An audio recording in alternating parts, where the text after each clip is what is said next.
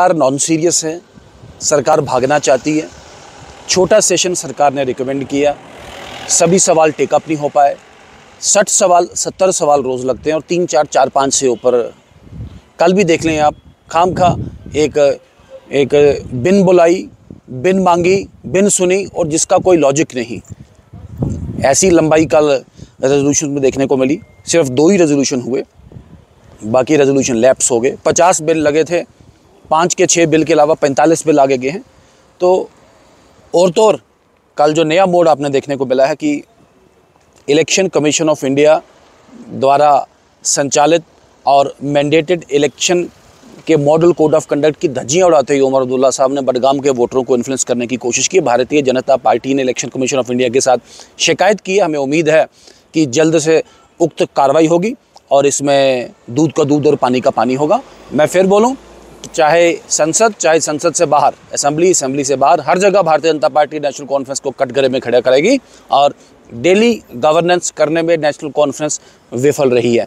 जो एग्जैक्ट विषय थे, मान लीजिए कल 3 दिन से चल रहा था, हमारा एडजर्नमेंट मोशन रिजेक्ट हुआ कि चूंकि आपका रेजोल्यूशन लगा आप उस पर बात कीजिएगा, लेकिन रेजोल्यूशन को कल चर्चा नहीं हो पाई। कहा डबल सेशन कीजिए, वो भी नहीं बात की गई। अगले दिन के लिए रखिए, वो भी बात नहीं मानी गई। तो सरकार भागना चाहती है। सरकार जन विरोधी, जम्मू कश्मीर विरोधी और जम्मू विरोधी सरकार है ये। तो आज क्या विपक्ष का स्टैंड रहेगा? देखें, ये सरकार of the for the and by the corrupt है। इस सरकार में करप्ट डील्स बढ़ गई हैं, लूट खसूट मची है। क्या माइनिंग, क्या पीडब्ल्यूडी। कल जेम के माध्यम से एक नया फ्रॉड हमने उजागर किया है। तकरीबन 300-350 करोड़ रुपया सरकार एक एजेंसीज हायर करके, लोग हायर करके ला रही है।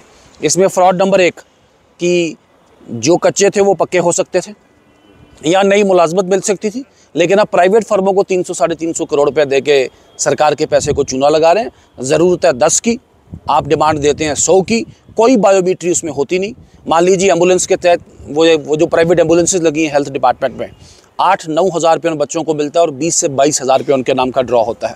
तो ये बहुत बड़े फ्रॉड में सरकार फंसी है और मैंने कहा आरोप पे आरोप लग रहे हैं और अब इनका जो करप्शन का और पापों का घड़ा सरकार का, वो फटने पे है।